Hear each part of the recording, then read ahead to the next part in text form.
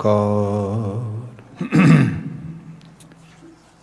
ਸਤਿਗੁਰ ਪ੍ਰਸਾਦਿ।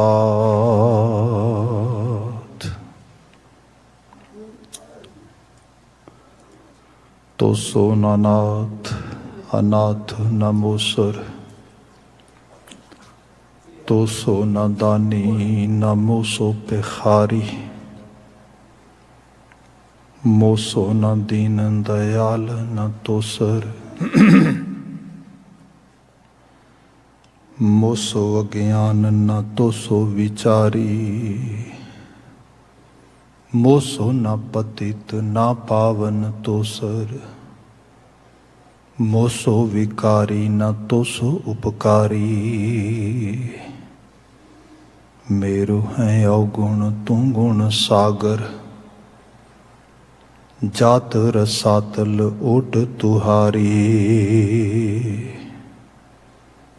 मेरो है अवगुण तू गुण सागर, हम अवगुण भरे एक गुण नाही। अमृत छाड़ बिख बिख खाही, माया मोह भरम पै भूले, सुतदारा स्यों प्रीत लगाही। एक उत्तम पंथ सुनियो गुर संगत, तेह मिलंत जम त्रास मिटाई। एक अरदास पाठ कीरत की, गुरु रामदास राखो शरणाई।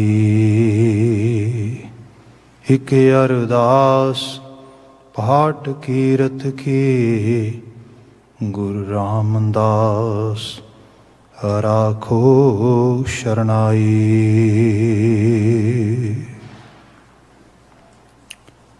जुगो जुग अटल शब्द सतगुरु धन धन गुरु ग्रंथ साहिब जी, गुरु पातशाह जी दी अजीम अपार बख्शिश। टल दी शाम ਅਸੀਂ ਸਤਸੰਗਤ ਮਾਣ ਪਾ ਰਹੇ ਹਾਂ। ਅਜੇ ਹੁਣੇ ਆਪ ਗੁਰਬਾਣੀ ਕੀਰਤਨ ਦਾ ਆਨੰਦ ਪ੍ਰਾਪਤ ਕਰ ਰਹੇ ਸੀ। ਹੁਣ ਸਮਾਂ ਹੈ ਗੁਰੂ ਸ਼ਬਦ ਵਿਵੇਚਨਾ ਨਾਲ ਅਸੀਂ ਸਾਂਝ ਪਾਈਏ। ਇਸ ਗੋਚਰੇ ਜਿਵੇਂ ਕਿ ਭਾਈ ਸਾਹਿਬ ਪਟਾਂ ਦੇ ਸਵਈਏ ਧੰਨ ਗੁਰੂ ਰਾਮਦਾਸ ਸਾਹਿਬ ਦੀ ਸਤੁਤੀ ਦੇ ਵਿੱਚ ਗਾਏ ਗਏ, ਉਹਨਾਂ ਦਾ ਗਾਇਨ ਕਰ ਰਹੇ ਸੀ। ਗੁਰੂ ਰਾਮਦਾਸ ਪਾਤਸ਼ਾਹ ਚੌਥੀ ਪਾਤਸ਼ਾਹੀ, ਉਹਨਾਂ ਦੇ ਪਾਵਨ ਗੁਰਪੁਰਬ ਨੂੰ ਸਮਰਪਿਤ ਵਿਸ਼ੇਸ਼ ਸਮਾਗਮ ਚੱਲ ਰਹੇ ਨੇ। ਬੀਤੇ ਕੱਲ੍ਹ ਵੀ ਅਸੀਂ ਉਹਨਾਂ ਦੀਆਂ ਕੁਝ ਜੀਵਨ ਰਿਸ਼ਮਾਂ ਤੇ ਬਾਤ ਪ੍ਰਾਰੰਭ ਕੀਤੀ ਸੀ।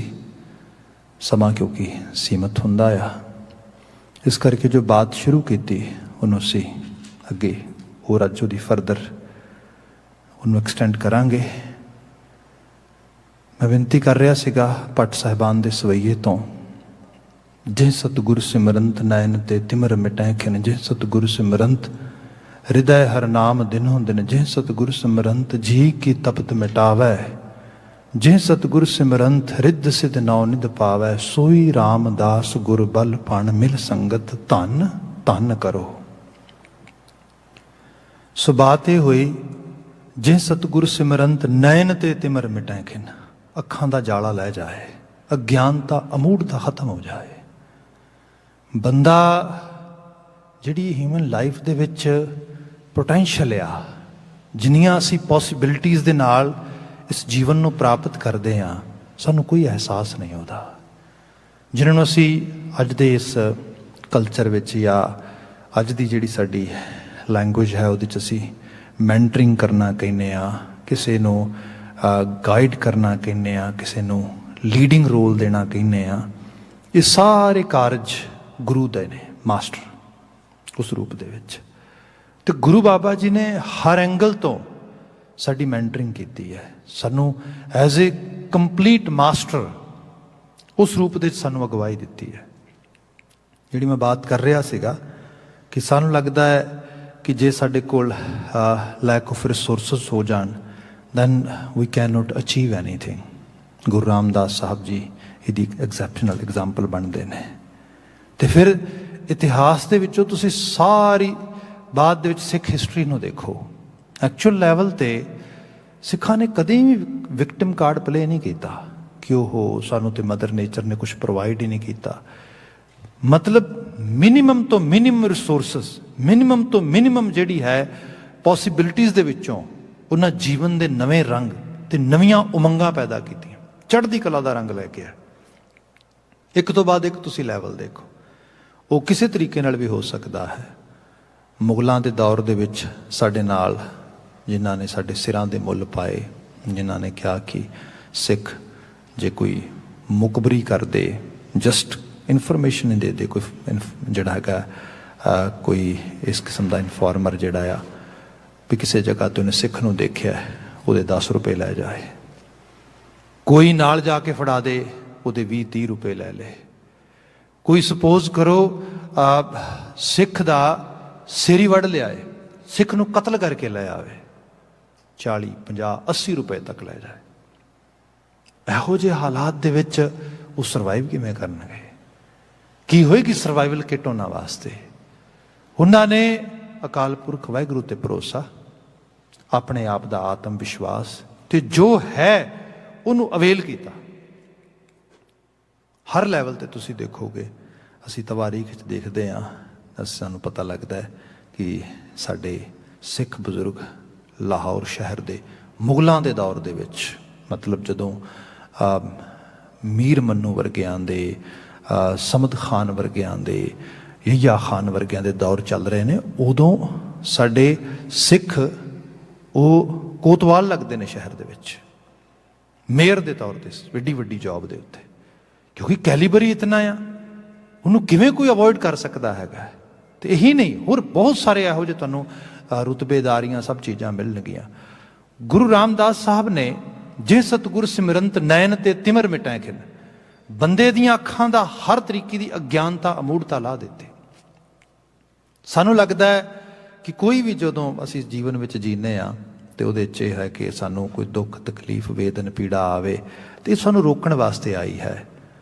ਗੁਰਮਤ ਸਕੂਲ ਆਫ ਥੋਟ ਨੇ ਸਮਝਾਇਆ ਨਹੀਂ, ਉਹ ਤੁਹਾਨੂੰ ਐਕਚੁਅਲ ਲੈਵਲ 'ਤੇ ਇੱਕ ਹਾਇਰ ਲੈਵਲ 'ਤੇ ਲੈਣ ਵਾਸਤੇ ਆਈ ਹੈ, ਤੁਹਾਨੂੰ ਤੁਹਾਡੀ ਅਪਲਿਫਟਿੰਗ ਵਾਸਤੇ ਆਈ ਹੈ, ਤੁਹਾਨੂੰ ਉਸ ਚੈਲੰਜ ਵਿੱਚੋਂ ਕੱਟ ਕੇ ਨੈਕਸਟ ਲੈਵਲ 'ਤੇ ਲੈ ਕੇ ਆਏਗੀ। ਸੋ ਗੁਰੂ ਰਾਮਦਾਸ ਸਾਹਿਬ ਉਸ ਜੀਵਨ ਰੰਗ ਵਿੱਚੋਂ ਨਿਕਲੇ ਜਿਹਦੇ 'ਚ ਦੁੱਖ ਸੀ, ਤਕਲੀਫਾਂ ਸੀਗੀਆਂ, ਕਸ਼ਟ ਸੀਗੇ, ਮਗਰ ਜੀਵਨ ਆਪਣੀ ਜਾਚੇ ਅੱਗੇ ਤੁਰਦਾ ਗਿਆ। ਗੁਰੂ ਅਮਰਦਾਸ ਸਾਹਿਬ ਦਾ ਬਸਰਕੇ 'ਚ ਸੰਗ ਮਿਲਦਾ ਆ, ਉੱਥੇ ਉਹ ਗੁਰੂ ਅਮਰਦਾਸ ਸਾਹਿਬ ਦੀ ਸੋਬਤ ਪ੍ਰਾਪਤ ਕਰਦੇ। ਨੋ ਡਾਊਟ ਬਾਅਦ ਵਿੱਚ ਗੁਰੂ ਅਮਰਦਾਸ ਐਜ਼ ਏ ਸਿੱਖ ਗੁਰੂ ਅੰਗਦ ਸਾਹਿਬ ਕੋਲ ਖਾਡੂਰ ਵਿਖੇ ਆ ਗਏ, ਪਰ ਵਿੱਚ ਆਉਣਾ ਜਾਣਾ ਲੱਗਾ ਰਿਹਾ। ਹਿਸਟੋਰੀਕਲੀ ਅਸੀਂ ਦੇਖਦੇ ਹਾਂ, ਸਾਨੂੰ ਸੋਰਸਿਸ ਦੱਸਦੇ ਨੇ। ਜਦੋਂ ਜਾਣਾ, ਭਾਈ ਜੇਠੇ ਦੀ ਖਬਰ ਲੈਣੀ, ਉਹਦੇ ਬਾਰੇ ਪਤਾ ਕਰਨਾ, ਉਹਦੇ ਨਾਲ ਸਾਂਝ ਰੱਖਣੀ, ਅਤੇ ਸਾਂਝ ਰੂਹਾਨੀ ਸਾਂਝ ਬਣ ਗਈ, ਉਸ ਪਰਪੱਕਤਾ ਵਾਲੇ ਪਾਸੇ, ਉਸ ਪਾਸੇ ਨੂੰ ਤੁਰਦੀ ਲੱਗੀ ਗਈ। ਫਿਰ ਜਦੋਂ ਸੇਵਕ ਤੋਂ ਗੁਰੂ ਦੀ ਉਪਾਧੀ ਤੱਕ ਗੁਰੂ ਅਮਰਦਾਸ ਸਾਹਿਬ ਪਹੁੰਚੇ ਅਤੇ ਉਹਨਾਂ ਨੇ ਫਿਰ ਗੋਇੰਦਵਾਲ ਵਿਖੇ ਇੱਕ ਨਵੇਂ ਗਿਰਾਂ ਨਗਰ ਦੀ ਸਥਾਪਤੀ ਕੀਤੀ। ਬਕਾਇਦਾ ਤੌਰ 'ਤੇ ਭਾਈ ਜੇਠਾ ਜੀ ਨੂੰ ਕੋਲ ਬੁਲਾਇਆ, ਉਹਨਾਂ ਦਾ ਉੱਥੇ ਆ ਕੇ ਉਹਨਾਂ ਦੀ ਗਰੂਮਿੰਗ ਕਰਨੀ, ਉਹਨਾਂ ਦੀ ਉਸ ਲੈਵਲ 'ਤੇ ਅਪਲਿਫਟਿੰਗ ਕਰਨੀ। ਮੈਂ ਬੇਨਤੀ ਕਰਾਂਗਾ, ਸਾਨੂੰ ਮਲਟੀਪਲ ਸਾਈਡਸ ਤੋਂ ਚੀਜ਼ਾਂ ਨੂੰ ਸਮਝਣ ਦੀ ਲੋੜ ਹੈ। ਦੇਖੋ, ਅਸੀਂ 1947 ਹੰਡਾਇਆ ਆਪਣੇ ਪਿੰਡੇ 'ਤੇ, ਸਿੱਖ ਕਮਿਊਨਿਟੀ ਨੇ ਮੋਟੇ ਲੈਵਲ 'ਤੇ, ਵੱਡੇ ਲੈਵਲ 'ਤੇ ਕਹੋ, ਪੰਜਾਬ ਦੇ ਵਿੱਚ। ਅਤੇ ਉਸ ਵਿੱਚ ਅਸੀਂ ਦੇਖਦੇ ਹਾਂ ਇੱਕ ਮਾਸਟਰ ਇਕਬਾਲ ਨੇ ਨਨਕਾਣਾ ਸਾਹਿਬ ਤੋਂ, ਉਹਨਾਂ ਨੇ ਇੱਕ ਪਾਕਿਸਤਾਨ ਵਿੱਚ ਸਿੱਖ ਇਤਿਹਾਸਕ ਗੁਰਦੁਆਰੇ, ਜਿਹੜੇ ਗੁਰਦੁਆਰੇ ਐਂਡ ਸ਼ਰਾਈਨਸ, ਇਹਦੇ ਇੱਕ ਐਟਲਸ ਛਾਪੀ ਏਡੀ ਮੋਟੀ। ਤੁਸੀਂ ਉਹਨੂੰ ਕਦੀ ਧਿਆਨ ਨਾਲ ਦੇਖੋ। Most of the time I claim am a very unemotional person, ਮੈਂ ਇਮੋਸ਼ਨਸ ਵਿੱਚ ਜ਼ਿਆਦਾ ਇਨਵੋਲਵ ਨਹੀਂ ਹੁੰਦਾ। ਜਦੋਂ ਮੈਂ ਉਸ ਜਿਹੜੀ ਹੈ ਸ਼ਰਾਈਨ ਐਟਲਸ ਨੂੰ ਪਹਿਲੀ ਵਾਰ ਦੇਖਿਆ, ਮੇਰਾ ਖਿਆਲ ਮੈਂ ਤੀਸਰੇ ਚੌਥੇ ਪੇਜ 'ਤੇ ਹੋਵਾਂਗਾ, ਮਾਈ ਆਈਜ਼ ਵਰ actually really swimming in water. I was totally full with tears. What kind of heritage we have lost. We cannot believe. ਏਡੇ ਏਡੇ ਆਲੀਸ਼ਾਨ ਗੁਰਦੁਆਰੇ, ਇਮਾਰਤਾਂ, ਇਹ ਸਭ ਚੀਜ਼ਾਂ ਉਸ ਰੂਪ ਦੇ ਵਿੱਚ। ਇਹ ਮੋਸਟਲੀ ਗੁਰਦੁਆਰਾ ਸਾਹਿਬ ਜਿਹੜੇ ਰਾਵੀ ਦੇ ਪਰਲੇ ਪਾਸੇ ਰਹਿ ਗਏ, ਉਸ ਤਰੀਕੇ ਨਾਲ ਤੁਸੀਂ ਦੇਖਦੇ ਹੋ। ਜਦੋਂ ਅਸੀਂ ਉਰਲੇ ਪਾਸੇ ਆ ਜਾਂਦੇ ਹਾਂ, ਉਰਲੇ ਪਾਸੇ ਨੋ ਡਾਊਟ ਸਾਡਾ ਦਰਬਾਰ ਸਾਹਿਬ ਹੈ, ਤਰਨ ਤਾਰਨ ਗੁਰਦੁਆਰਾ ਸਾਹਿਬ, ਕੁਝ ਹੋਰ ਇਤਿਹਾਸਕ ਗੁਰਦੁਆਰੇ ਜਿਵੇਂ ਚਮਕੌਰ ਵਿਖੇ, ਸਰਹਿੰਦ ਵਿਖੇ, ਇਸ ਤਰੀਕੇ ਨਾਲ। ਮਗਰ ਇਹਦੇ ਨਾਲ ਇੱਕ ਵੱਡਾ ਹਿੱਸਾ ਗੁਰਦੁਆਰਿਆਂ ਦਾ ਜਿਹੜਾ ਦਿੱਲੀ ਵਿੱਚ ਸੀ, ਹੋਰ ਜਗ੍ਹਾ 'ਤੇ ਸੀ, ਉਹ ਉਤਨਾ ਉਸ ਰੂਪ ਵਿੱਚ ਇੰਨਾ ਵੱਡਾ ਨਹੀਂ ਸੀਗਾ। ਉਹਨੂੰ ਬਾਅਦ ਵਿੱਚ ਉਸਾਰਨਾ ਸੀਗਾ, ਜਾਂ ਹੋਰ ਗੁਰਦੁਆਰੇ ਬਹੁਤ ਸਾਰੇ ਬਣਾਉਣੇ ਸੀਗੇ। ਇਹ ਸਾਰੇ ਦੇ ਵਿੱਚ ਕੰਟਰੀਬਿਊਟ ਕੀਤਾ ਕਾਰ ਸੇਵਾ ਵਾਲੇ ਬਾਬਿਆਂ ਨੇ, ਬੜਾ ਕਾਰਜ ਕੀਤਾ ਉਹਨੇ।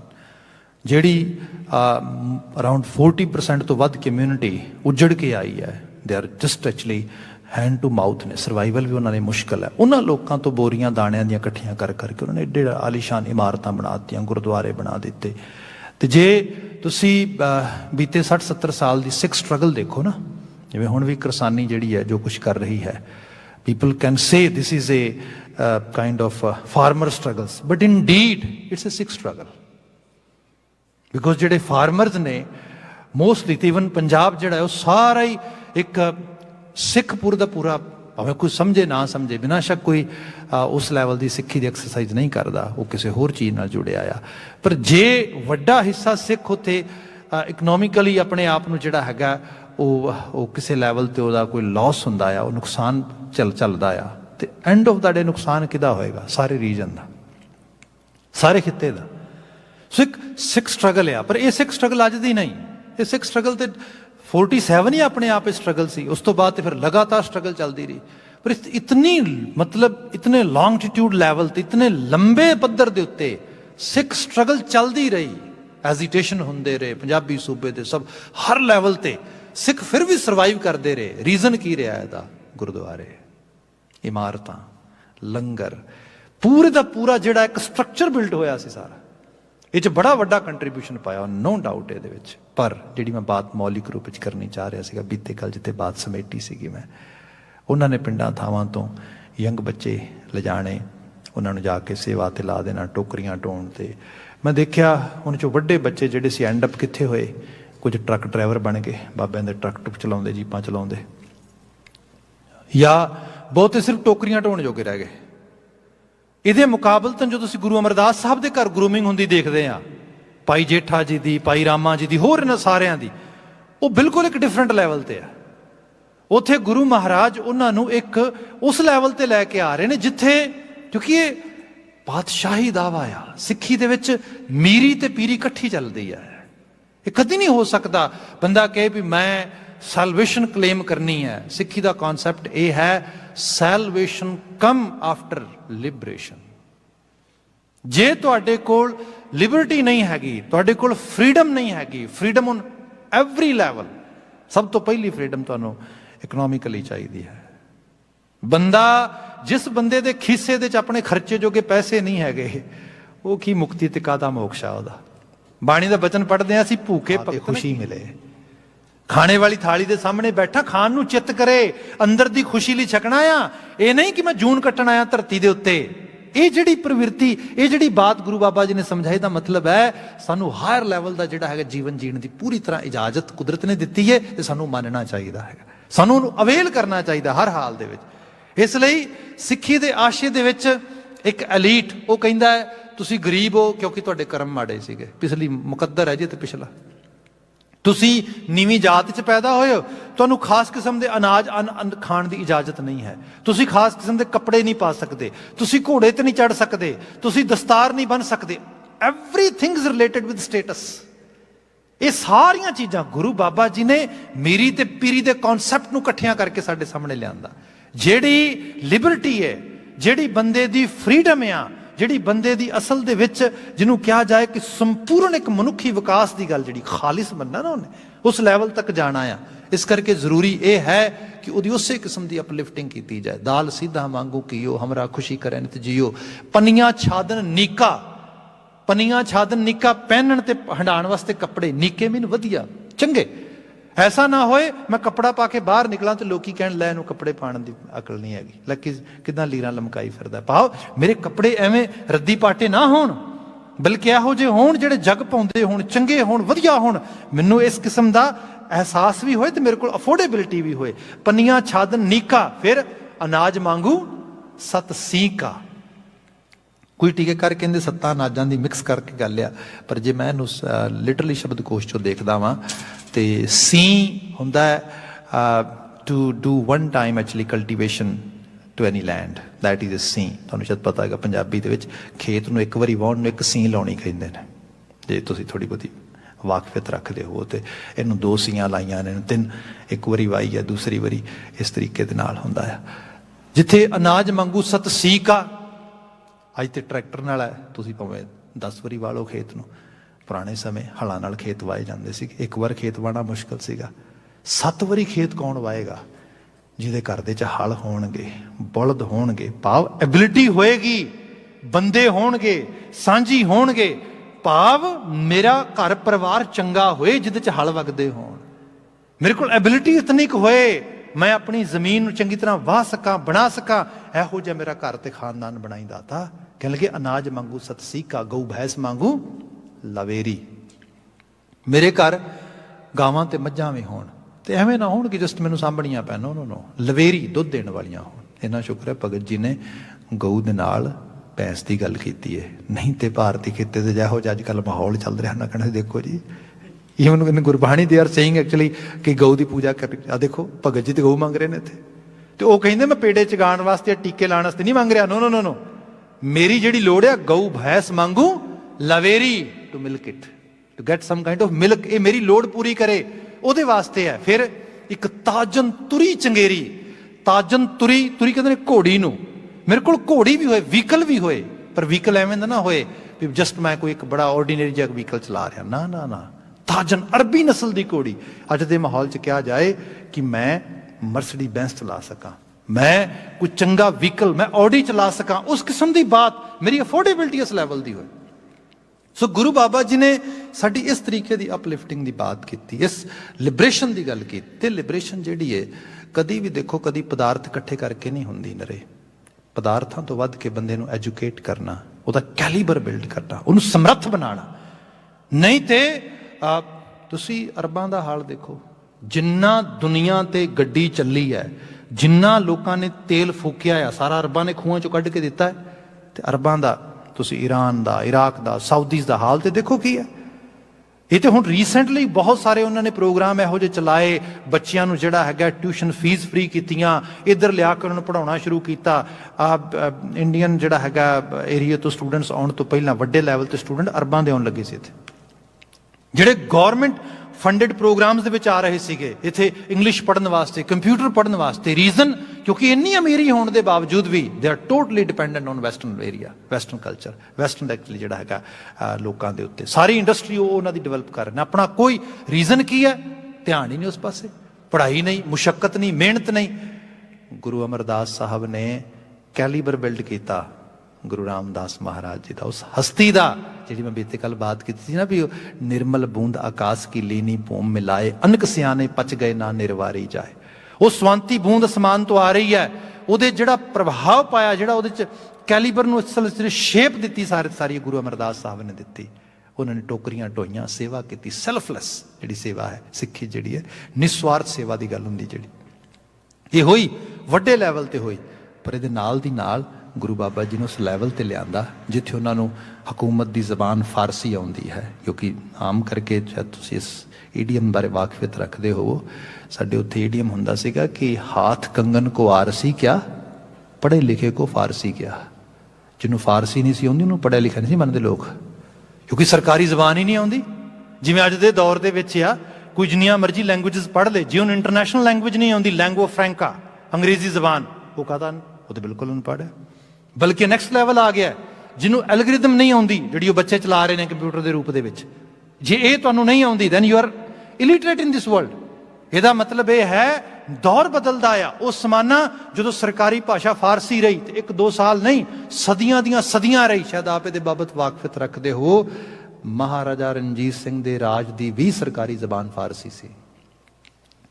ਜਿਹੜਾ ਅਸੀਂ ਕਹਿੰਦੇ ਨਾ ਪੰਜਾਬੀ ਦਾ ਕਾਇਦਾ ਪੜ੍ਹਨਾ, ਅਸਲ 'ਚ ਲਫ਼ਜ਼ ਹੈ ਕਾਇਦਾ। ਇਹ ਕਾਇਦਾ ਪਹਿਲੀ ਵਾਰ ਮਹਾਰਾਜਾ ਰਣਜੀਤ ਸਿੰਘ ਨੇ ਫਾਰਸੀ ਪੜ੍ਹਾਉਣ ਵਾਸਤੇ ਆਮ ਲੋਕਾਂ ਵਾਸਤੇ ਜਿਹੜਾ ਤਿਆਰ ਕਰਵਾਇਆ ਸੀ ਇਰਾਨੀਅਨ ਸਕਾਲਰਸ ਬੁਲਾ ਕੇ। ਖੈਰ ਮੈਂ ਉਸ ਪਾਸੇ ਚਲਾ ਗਿਆ, ਬਹੁਤ ਟਾਈਮ ਲੱਗਾ, ਟੂਕ ਮਾਤਰ ਬੇਨਤੀ ਕਰਨ ਲੱਗਾ ਹਾਂ।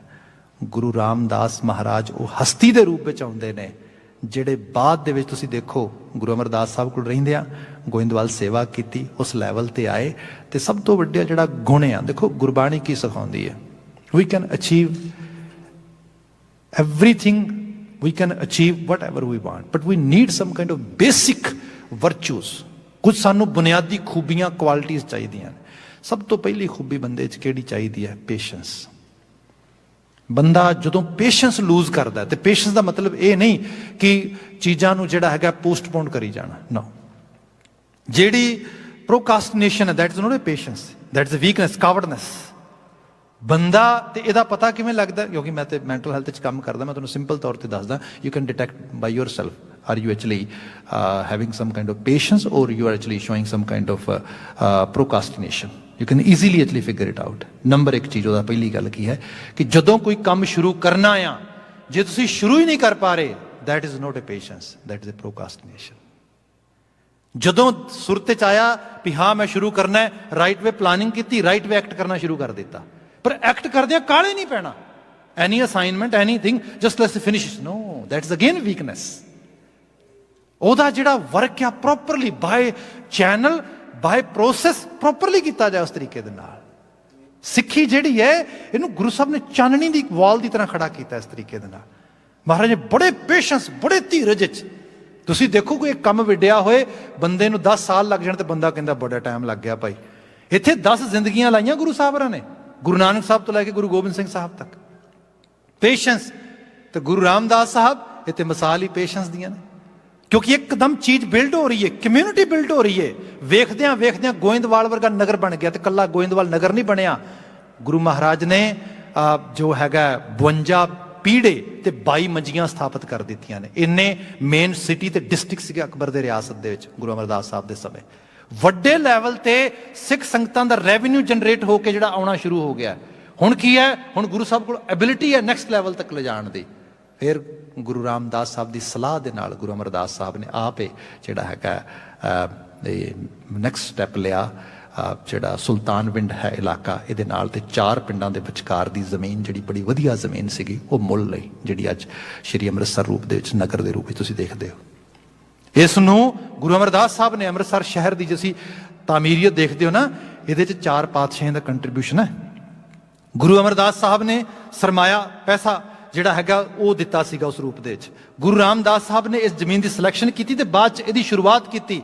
ਗੁਰੂ ਅਰਜਨ ਸਾਹਿਬ ਨੇ ਇਹਦੇ ਦਰਬਾਰ ਸਾਹਿਬ ਦੀ ਉਸਾਰੀ ਕੀਤੀ, ਨਗਰ ਨੂੰ ਨੈਕਸਟ ਲੈਵਲ ਤੇ ਲਿਆਂਦਾ। ਗੁਰੂ ਹਰਗੋਬਿੰਦ ਸਾਹਿਬ ਨੇ ਇੱਥੇ ਅਕਾਲ ਤਖਤ ਸਾਹਿਬ ਦੀ ਸਥਾਪਤੀ ਕੀਤੀ, ਇਹਦੀ ਰੱਖਿਆ ਕੀਤੀ ਜੰਗਾਂ ਕਰਕੇ ਵੱਡੇ ਲੈਵਲ ਤੇ। 4 ਗੁਰੂ ਮਹਾਰਾਜ 4 ਪਾਤਸ਼ਾਹੀਆਂ ਦੇ ਕੰਟਰੀਬਿਊਸ਼ਨ ਦੇ ਨਾਲ ਇਹ ਨਗਰ ਇਸ ਰੂਪ ਵਿੱਚ ਉਸਰਦਾ ਆ।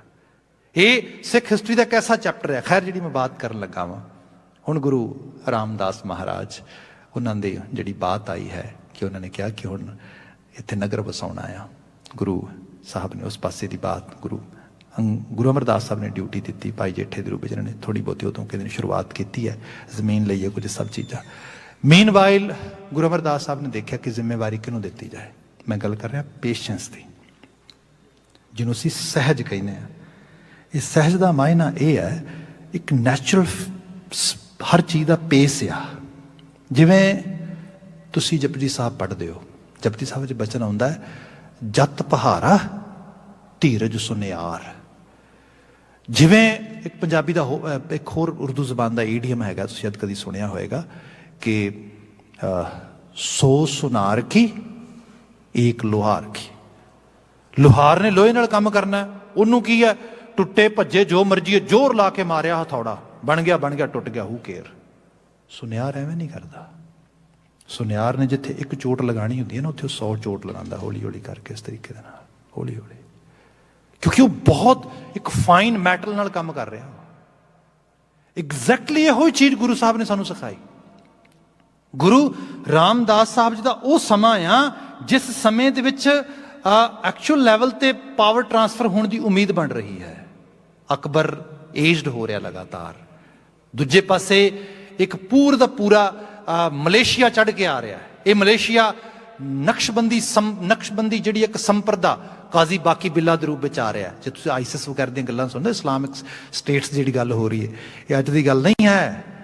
ਜਦੋਂ ਸੀਰੀਆ ਦੇ ਵਿੱਚ ਪਿੱਛੇ ਕਰਕੇ ਇਹਨਾਂ ਨੇ ਜਾਰਡਨ ਦਾ ਜਿਉਂਦਾ ਪਾਇਲਟ ਸਾੜ ਦਿੱਤਾ, ਬੜੀ ਚਰਚਾ ਹੋਈ। ਮੈਂ ਵੀ ਮੇਨ ਸਟ੍ਰੀਮ ਦੇ ਕੁਝ ਬਲੌਗਸ ਪੜ੍ਹ ਰਿਹਾ ਸੀਗਾ। People was saying oh they are so unhuman, brutal, this act is unacceptable, ਇਸ ਕਿਸਮ ਦੀਆਂ ਗੱਲਾਂ ਕਰ ਰਹੇ। ਮੈਂ ਉਹ ਸਾਰਾ ਪੜ੍ਹਦਿਆਂ ਮੈਂ ਦੇਖਿਆ, ਮੈਂ ਕਿਹਾ you guys haven't seen anything, these are just actually snapshots. ਜੇ ਪੂਰੇ ਦੀ ਪੂਰੀ ਸਕੈਨਿੰਗ ਦੇਖਣੀ ਹੈ ਨਾ, ਪੂਰੀ ਮੂਵੀ ਦੇਖਣੀ ਹੈ, ਦੈਨ ਕਮ ਇਨ ਐਕਚੁਅਲੀ ਆਵਰ ਹਾਊਸ, ਸਾਡੇ ਘਰ ਆਓ, ਅਸੀਂ ਦਿਖਾਉਂਦੇ ਹਾਂ ਤੁਹਾਨੂੰ ਵੀ ਕਿਵੇਂ ਜਿਉਂਦੇ ਬੱਚੇ ਬ੍ਰਿਕਟ ਕੀਤੇ ਜਾਂਦੇ ਨੇ, ਇੱਟਾਂ 'ਚ ਚਿਣੇ ਜਾਂਦੇ ਨੇ। ਉਹ ਵਿਲ ਸ਼ੋ ਯੂ। ਆ ਦੇਖੋ ਤੁਸੀਂ, ਜੇ ਇਹ ਸਾਰੀਆਂ ਫੋਰਸਸ ਨੇ, ਇਹ ਮਲੇਸ਼ੀਆ ਬਣ ਰਿਹਾ ਉਦੋਂ, ਇਸ ਕਿਸਮ ਦੇ ਨਾਲ ਇੱਕ ਰਜ਼ੀਮ ਉੱਠ ਰਿਹਾ ਪੂਰਾ ਦਾ ਪੂਰਾ, ਜਿਹੜਾ ਐਂਟੀ ਹਿਊਮਨ ਉਸ ਐਲੀਮੈਂਟ ਦੇ ਨਾਲ ਭਰਿਆ ਹੋਇਆ ਸਾਰੇ ਦੇ ਸਾਰੇ ਰੂਪ ਦੇ ਵਿੱਚ। ਤੇ ਹੁਣ ਕੀ ਹੈ, ਹੁਣ ਜੇ ਕਿਲੇ ਦੀ ਉਸਾਰੀ ਪ੍ਰੋਪਰ ਨਾ ਕੀਤੀ ਗਈ, ਜੇ ਥੋੜੀ ਜਿਹੀ ਵੀ ਕਿਤੇ ਕਚਿਆਈ ਜਾਂ ਕਾਲੇਪਨ ਵਿੱਚ ਰਹਿ ਗਈ ਤੇ ਬਾਤ ਬਣਨੀ ਨਹੀਂ ਗੀ। ਇਸ ਕਰਕੇ ਹੁਣ ਬਹੁਤ ਪੇਸ਼ੈਂਸ ਦੀ ਲੋੜ ਆ। Guru Ramdas is a symbol of patience. Guru Ramdas ਦਾ ਕੰਟਰੀਬਿਊਸ਼ਨ ਦੇਖੋ ਕੀ ਹੈ। ਜਦੋਂ ਪ੍ਰੀਖਿਆ ਲਈ ਜਾਂਦੀ ਨਾ ਗੁਰੂ ਅਮਰਦਾਸ ਸਾਹਿਬ, ਇਹ ਉਹ ਐਕਚੁਅਲੀ ਸਿੱਖੀ 'ਚ ਇੱਕ ਚੀਜ਼ ਹੋਰ ਵੀ ਹੈ। ਸਿੱਖੀ 'ਚ ਹਰ ਚੀਜ਼ 'ਚ ਇੱਕ ਓਪਨ ਕੌਨਸੈਪਟ ਲਿਆਂਦਾ ਜਾਂਦਾ ਹੈ, ਕੰਪੀਟੀਸ਼ਨ ਕਹਿ ਲਓ। ਇਸ ਲਈ ਸਿੱਖ ਨੂੰ ਕਿਹਾ ਗਿਆ ਤੂੰ ਕੰਪੀਟ ਕਰਨਾ ਹੈ ਪ੍ਰੋਪਰ ਗਰਾਊਂਡ ਤੇ, ਪ੍ਰੋਪਰ ਰੂਲ ਰੈਗੂਲੇਸ਼ਨ ਤੇ ਐਥਿਕਸ ਦੇ ਨਾਲ। ਇਹ ਸਿੱਖੀ ਦਾ ਸੰਕਲਪ ਆ। ਸਿੱਖੀ 'ਚ ਕਿਤੇ ਵੀ ਨਾ ਤੇ ਭਾਈ ਭਤੀਜਾਵਾਦ ਆ, ਜੇ ਹੁੰਦਾ ਤੇ ਗੁਰੂ ਸਾਹਿਬ ਆਪਣੇ ਪੁੱਤਰਾਂ ਨੂੰ ਗੱਦੀਆਂ ਦਿੰਦੇ ਸ਼ੁਰੂ ਤੋਂ। ਇਹਨੂੰ ਤੁਸੀਂ ਦੇਖੋ, ਓਪਨ ਗਰਾਊਂਡ ਹੈ ਸਾਰਿਆਂ ਵਾਸਤੇ, ਸਾਰਿਆਂ ਨੂੰ ਇੱਕੋ ਜਿਹਾ ਪਿਆਰ ਕਰਨਾ, ਸਨੇਹ ਸਿੱਖੀ ਹੈ ਸਾਰੇ ਦੀ ਸਾਰੀ। ਇਹ ਬੱਚੇ ਕਿਤੇ ਅੰਡਰਸਟੈਂਡ ਕਰਨ ਸਿੱਖੀ ਦੀ ਗਲੋਰੀ ਨੂੰ, and then they can actually see ਕਿ ਸਿੱਖੀ ਦੇ 'ਚੋਂ ਅਸੀਂ ਕਿਸ ਲੈਵਲ ਤੇ ਆਪਣੇ ਆਪ ਨੂੰ ਬਿਲਡ ਕਰਨਾ ਹੈਗਾ। ਖੈਰ, ਜਿਹੜੀ ਬੇਨਤੀ ਕਰਨ ਲੱਗਾ, ਗੁਰੂ ਅਮਰਦਾਸ ਸਾਹਿਬ ਨੇ ਕਿਹਾ ਕਿ ਹੁਣ ਗੁਰੂ ਅਗਲੀ ਗੁਰੂਸ਼ਿਪ ਜਿਹੜੀ ਹੈਗੀ ਹੈ, ਜੋਤ ਊਹਾ ਜੁਗਤ ਸਾਏ ਸੈਂ ਕਾਇਆ ਫੇਰ ਪਲਟੀ ਹੈ। ਹੁਣ ਕਾਇਆ ਪਲਟਣੀ ਹੈ ਤੇ ਜੁਗਤ ਨਾਲ ਪਲਟਣੀ ਹੈ। ਗੁਰੂ ਅਮਰਦਾਸ ਸਾਹਿਬ ਨੇ ਇੱਕ ਦਿਨ ਇਹ ਕਿਹਾ ਕਿ ਥੜੇ ਬਣਾਉਣੇ ਨੇ। ਤੁਸੀਂ ਸ਼ਾਇਦ ਸਾਖੀ ਕਦੀ ਸੁਣੀ ਹੋਏਗੀ, ਇਹ ਸਾਖੀ ਪ੍ਰੀਖਿਆ ਦੀ ਸਾਖੀ ਸੀਗੀ। ਪ੍ਰੀਖਿਆ ਦੀ ਇੱਕ ਪੂਰਾ ਦਾ ਪੂਰਾ ਉਹ ਰੰਗ ਨੂੰ ਬਿਆਨ ਕਰਦੀ ਹੈ। ਜਦੋਂ ਥੜੇ ਬਣਾਉਣ ਦੀ ਬਾਤ ਆਈ ਤੇ ਭਾਈ ਰਾਮਾਨ ਜੀ ਗੁਰੂ ਰਾਮਦਾਸ ਮਹਾਰਾਜ ਜੀ ਦੇ ਸਾਂਢੂ ਲੱਗਦੇ ਸੀ ਰਿਸ਼ਤੇ ਦੇ ਵਿੱਚ, ਬੀਬੀ ਦਾਨੀ ਜੀ ਦੇ ਹਸਬੈਂਡ ਸੀਗੇ, ਬੀਬੀ ਭਾਨੀ ਜੀ ਦੇ ਹਸਬੈਂਡ ਗੁਰੂ ਰਾਮਦਾਸ ਸਾਹਿਬ ਭਾਈ ਜੇਠਾ ਜੀ ਸੀਗੇ। ਇਤਿਹਾਸ ਦੇ ਜ਼ਿਕਰ ਮਿਲਦਾ ਇਹਨਾਂ ਦੋਨਾਂ ਨੂੰ। ਤੇ ਕੁਝ ਸੋਮੇ ਕਹਿੰਦੇ ਨੇ ਕੁਝ ਹੋਰ ਕਈਆਂ ਨੂੰ ਕਿਹਾ ਭਾਈ ਗੁਰੂ ਅਮਰਦਾਸ ਸਾਹਿਬ ਨੇ ਥੜੇ ਬਣਾਉਣ ਦੀ ਬਾਤ ਕੀਤੀ ਹੈ। ਜਿਵੇਂ ਗੁਰੂ ਅਮਰਦਾਸ ਸਾਹਿਬ ਨੇ ਕਿਹਾ, ਉਹਨੇ ਨੀਂਜ ਲਾ ਕੇ ਥੜੇ ਬਣਾਏ ਗਏ। ਪੂਰਾ ਦਿਨ ਲੱਗ ਕੇ ਸਮਝੋ ਥੜਾ ਬਣਿਆ। ਥੜਾ ਬਣ ਗਿਆ, ਅਗਲਾ ਦਿਨ ਚੜ੍ਹਿਆ, ਗੁਰੂ ਅਮਰਦਾਸ ਸਾਹਿਬ ਨੂੰ ਬੁਲਾਇਆ ਗਿਆ, ਪਾਤਸ਼ਾਹ ਥੜੇ ਬਣ ਗਏ ਨੇ, ਤੁਸੀਂ ਮੁਆਇਨਾ ਕਰ ਲਓ। ਗੁਰੂ ਅਮਰਦਾਸ ਸਾਹਿਬ ਆਏ, ਆ ਕੇ ਇੱਕ ਨਜ਼ਰ ਐਵੇਂ ਮਾਰੀ ਤੇ ਕਿਆ ਢਾ ਦਿਓ। ਕਈਆਂ ਨੇ ਕਿਹਾ ਕਮਾਲ ਹੋ ਗਈ ਪਾਤਸ਼ਾਹ, ਦੱਸੋ ਤੇ ਸਹੀ ਨਾ, ਆਖਰਕਾਰ ਢਾਣੇ ਕਿਉਂ ਨੇ? ਗੁਰੂ ਸਾਹਿਬ ਨੇ ਕਿਹਾ ਨਹੀਂ ਚਾਹੀਦੇ, ਨਹੀਂ ਢਾ ਦਿਓ। ਕਈ ਤੇ ਲੜ ਪਏ, ਜੇ ਢਾਣੇ ਸੇ ਬਣਾਣੇ ਕਾਹਦੇ ਵਾਸਤੇ ਸੀਗੇ? ਜਿੱਥੇ ਅਸੀਂ ਭਾਈ ਰਾਮਾ ਜੀ ਨੂੰ ਦੇਖਦੇ ਹਾਂ, ਉਹ ਕਹਿੰਦੇ ਵੀ ਠੀਕ ਹੈ ਜੀ ਢਾ ਦਿੰਦੇ ਹਾਂ, ਪਰ ਕੋਈ ਗਲਤੀ ਤੋਂ ਕਹਿੰਦੇ ਨਹੀਂ ਬਸ ਢਾ ਦਿਓ। ਢਾ ਦਿੱਤੇ, ਸਾਰੇ ਢਾਣ ਲੱਗ ਗਏ। ਜਦੋਂ ਢਾ ਦਿੱਤੇ, ਗੁਰੂ ਅਮਰਦਾਸ ਸਾਹਿਬ ਕਹਿੰਦੇ ਦੁਬਾਰਾ ਬਣਾਓ। ਬਹੁਤਿਆਂ ਨੇ ਕਿਹਾ ਨਾ ਜੀ, ਜੇ ਬਣਾਣੇ ਸੀ ਦੁਬਾਰਾ ਤਾਂ ਫਿਰ ਢਾਣੇ ਕਿਉਂ ਸੀਗੇ? ਕਹਿੰਦੇ ਨੇ ਭਾਈ ਰਾਮਾ ਜੀ ਤੇ ਭਾਈ ਜੇਠਾ ਜੀ ਫਿਰ ਬਣਾਉਣ ਲੱਗ ਗਏ, ਫਿਰ ਬਣਾਏ। ਜਦੋਂ ਪੂਰੇ ਬਣ ਗਏ, ਦੁਬਾਰਾ ਗੁਰੂ ਅਮਰਦਾਸ ਸਾਹਿਬ ਨੂੰ ਬੁਲਾਇਆ, ਮਹਾਰਾਜ ਮੁਆਇਨਾ ਕਰੋ। ਮਹਾਰਾਜ ਕਹਿੰਦੇ ਢਾ ਦਿਓ, ਫਿਰ ਢਾਣ ਲੱਗ ਗਏ। ਭਾਈ ਰਾਮਾ ਜੀ ਕਹਿੰਦੇ ਹਟ ਗਏ, ਕਹਿਣ ਲੱਗੇ ਬਸ ਇਹ ਕੋਈ ਗੱਲ ਥੋੜਾ ਆ, ਢਾ ਦਿਓ ਬਣਾ ਦਿਓ, ਢਾ ਦਿਓ ਬਣਾ ਦਿਓ। ਮੈਂ ਇੱਕ ਛੋਟਾ ਜਿਹਾ ਇੰਸੀਡੈਂਟ ਦੇ ਨਾਲ ਜੋੜ ਕੇ ਬਿਆਨ ਕਰਦਾ। ਦੇਖੋ, ਅਸੀਂ ਨਾ ਘਰ ਇੱਕ ਵਾਰੀ ਛੋਟਾ ਜਿਹਾ ਕੰਮ ਕਰ ਰਹੇ ਸੀ, ਕੋਈ ਮੇਰੇ ਬੜੇ ਪਿਆਰੇ ਵੀਰ ਹੈਗੇ ਨੇ, ਬਹੁਤ ਪਿਆਰੇ ਗੁਰਸਿੱਖ, ਉਹ ਮੇਰੀ ਹੈਲਪ ਕਰ ਰਹੇ ਨੇ ਉਹਦੇ ਵਿੱਚ। ਤੇ ਅਸੀਂ ਕੋਈ ਇੱਕ ਚੀਜ਼ ਬੇਸਮੈਂਟ ਦੇ 'ਚ ਅਸੀਂ ਕੋਈ ਨਾ ਚੀਜ਼ਾਂ ਨੂੰ ਜਿਹੜਾ ਹੈਗਾ ਪਲਾਨ ਕੀਤਾ ਹੈ। ਤੇ ਸ਼ਾਇਦ ਇੱਕ ਵਾਰੀ, ਫਿਰ 2 ਵਾਰੀ, ਮੈਨੂੰ ਯਾਦ ਹੈ ਕਿ 2 ਜਾਂ 3 ਵਾਰੀ ਹੋਇਆ ਹੋਏਗਾ, ਅਸੀਂ ਉਹਨੂੰ ਚੇਂਜ ਕੀਤਾ, ਸੱਜੇ ਖੱਬੇ ਕੀਤਾ। ਜੋ 3 ਵਾਰੀ ਅਸੀਂ ਚੇਂਜ ਕੀਤਾ ਨਾ, ਤੇ ਭਾਈ ਸਾਹਿਬ ਲੜ ਪਏ ਮੇਰੇ ਨਾਲ, ਬੜਾ ਪਿਆਰ ਕਰਦੇ, ਔਰ ਕਹਿੰਦੇ ਨਹੀਂ ਨਹੀਂ ਨਹੀਂ ਕੁਝ।